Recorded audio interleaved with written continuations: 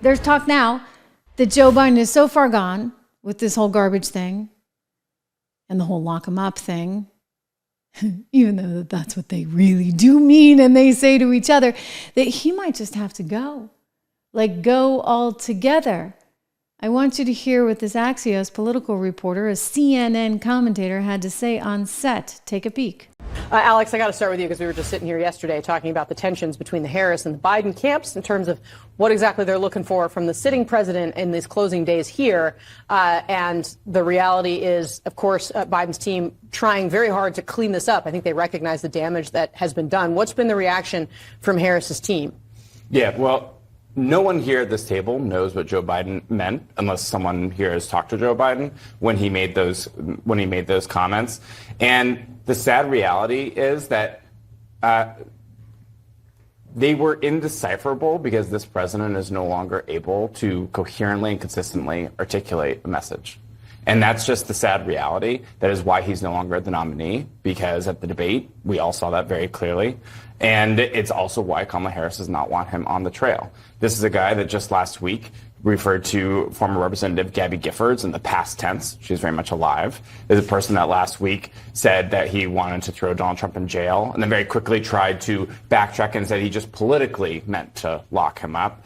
And we are in this sad scenario where clearly Joe Biden and the aides around him that want to make him feel better want him to be able to sort of be inserted into this race that see Kamala Harris's potential election as an affirmation of his record, but that Kamala Harris does not want him to be inserted and would prefer that he basically be absent this last week of this election. Ooh, ouch, right? There's a little bit to unpack there. Do you believe really that the Kamala Harris campaign does not want Joe Biden out there on the trail? It's possible. I also think there's something else going on, which is that Joe Biden has no interest in being out there helping her on the trail, nor does Jill Biden for that matter. Moments ago, in the daily press briefing there at the White House, KJP, rocket scientist of a press person that she is, started to try and do her best to walk back some of these things. Don't forget, there is an effort as we speak right now to try and help out none other than Joe Biden, because it certainly looked bad that he called half the country garbage. And so he's out with a tweet trying to effectively say that's not really what he meant.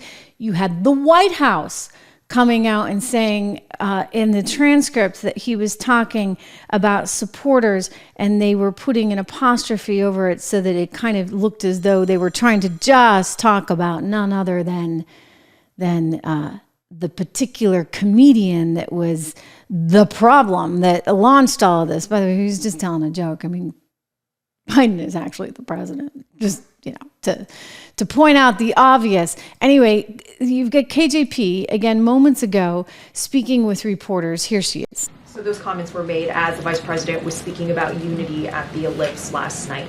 Did the president speak to the vice president before or after that speech? Well, I think in a gaggle that the vice president did not too long ago, she confirmed that she had a conversation with the president. The president was very proud of the vice president. He gave a historic speech last night, and he certainly wanted to congratulate her. So that was after the speech. That was after the speech. And did the president make any reference to these remarks or apologize to the vice president? What I can say is I'm not going to get into private discussions here. That's not something that we do from the podium. I'm not going to do that. But the president and the vice president speak regularly. That is not uncommon.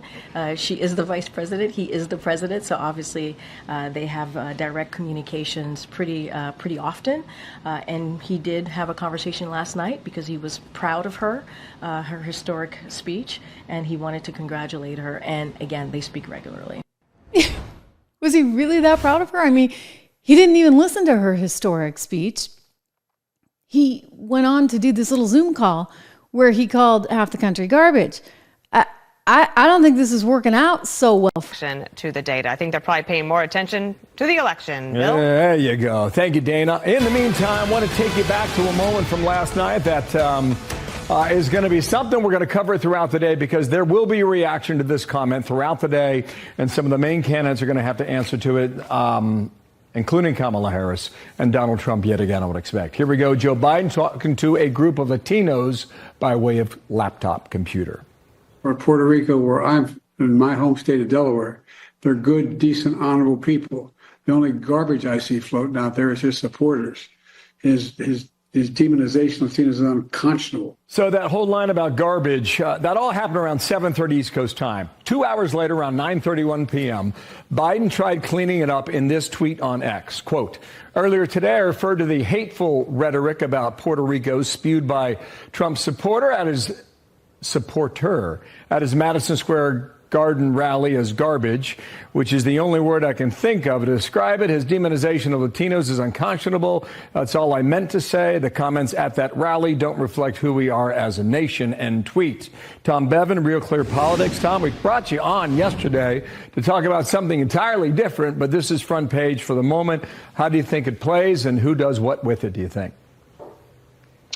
Well, it's obviously not great for the Harris campaign, just as, Trump battled a couple of days of bad news cycles.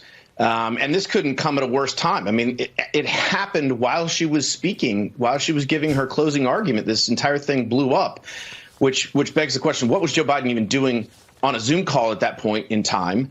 And again, it reinforces this notion. And we've seen these comments, Hillary Clinton's deplorables in 2016. Obama clinging to guns, in 2012 or 2008, whenever that was.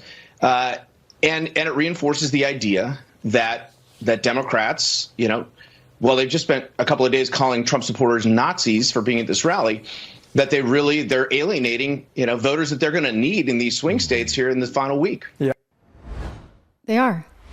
I mean, they're alienating a lot of people.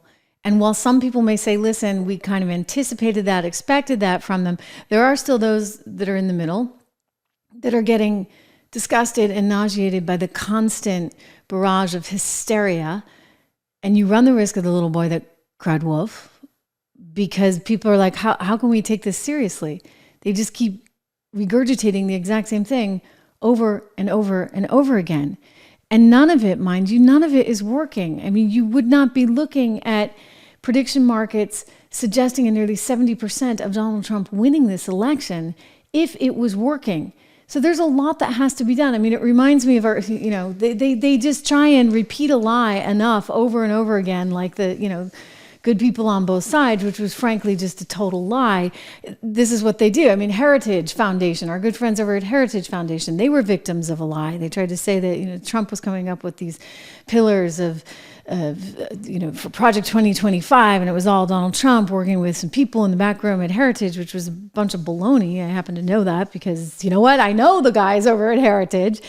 And I really like their pillars, and I really like, you can go to 25truth.org, you can go to 25truth.com or 25truth.org today to learn more, because they're talking about really smart things, like energy policy, like getting rid of the deep state so that you can't actually use lawfare, Letitia James, to go after your political opponents.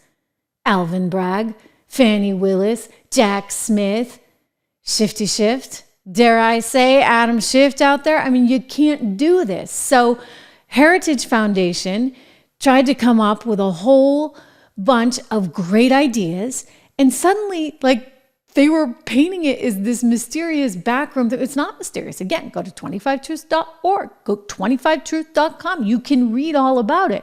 And it was Donald Trump and Heritage that they tried to say this was, and they manipulated this story, and for some reason they were riding this one as far as they could. And Trump's like, wait a second, I didn't have anything to do with it. I mean, I think he liked some of the ideas. I certainly did. But this is what they do, right? They lie, they lie, they lie. Good people on both sides, right? That's one of the lies that even Snoops had to come out, which is not exactly right of center, or even center for that matter, and fact check that one. And this is where we are this late in the game. And Kamala Harris has made a decision that she's going to go as hard as she can against this guy right now. It's pretty disgusting. And she's going to use everything she can to her advantage. And she considers, using all the bad stuff, all the things that, like, what are you supposed to say? It immediately puts you on your heels. If somebody accuses you of being racist, like, what do you say to that? I mean, that's why it's such an effective line of attack, I guess, until you just keep saying it and saying it. And people are like, where's this going, right? Where is this going? I want to turn to another story because people say, well, he's really suffering with women and women are going to continue to be a challenge. I mean, I don't know. I don't know what woman could hear Joe Biden and think that that was okay, right? Even if your husband is voting, even if like Kamala's trying to divide the marriage, right? And your husband's voting for Trump and you're not. Biden just called your husband garbage. And I don't think you can get out of this trying to issue an apology like you did, Joe Biden. I don't think it's going to work. You know, it's one thing for a comedian to say it. It's another thing for a president of the United States to call half the country garbage. This guy, and I'll play you the original joke just so you have the context, was trying to make a funny quip about Puerto Rico. Now, he's a comedian. He made some funny quips about Jews. He made some funny quips about, I mean, this is what they do. I mean, I'm not condoning it. Maybe I don't have the best sense of humor, right? But like, you know, maybe I had to be there. I don't think the crowd went wild or laughed really hard. The joke may have fallen flat, but he's a comedian, all right? You're the president, Biden. He's a comedian.